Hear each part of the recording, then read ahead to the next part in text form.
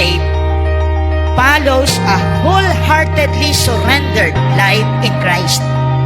Kapag ligtas ka na, hindi natapos yun. Pag ligtas ka, pwede ka nang gumawa ng kalokohan. No.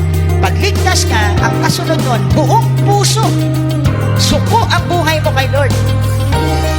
Buong pagkatao mo, sinuko mo na sa Kanya.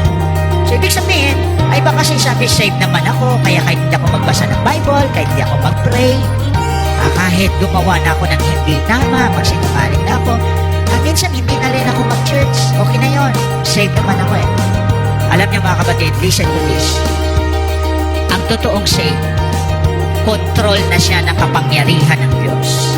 So kung halimbawa, Christian ka, pagkatapos ay hindi ka naman sumasamba sa virtual, abala ka sa negosyo mo, may problema ang Christian life mo. Ibig sabihin, ang totoong ligtas, kasunod nun, buong mo.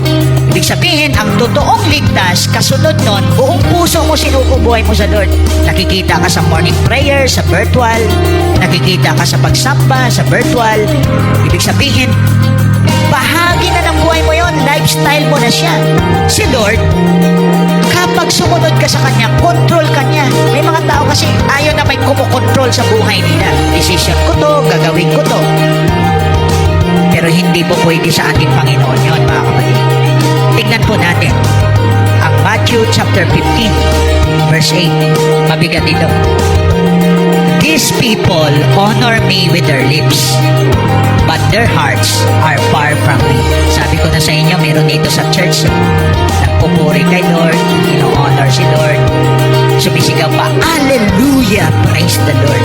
Madaling magsalita na Kristiyano ka, pero malayo ang puso mo sa Panginoon. Kaya hindi po garantiya na pumasok ka sa church, nakinig ka ngayon ng mensahe, na salita ng Diyos, nagbabasa ka ng Bible, sa langit ka na.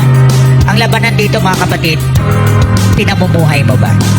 Not everyone who says to me, Lord, Lord, will enter the kingdom of heaven, but only the one who does the will of my Father who is in heaven. Meron pala sinisigaw si Jesus, pero malayo ang puso kay Jesus.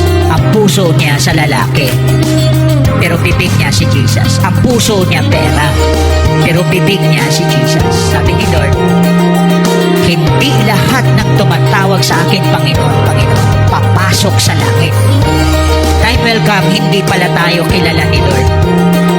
Yung bang nasa church ka, kaya nabubuhay ka, kinokontest mo siya, nagpipray ka sa Kanya, pero nagsisinungaling ka, nagnanakaw ka, nanduloko ka,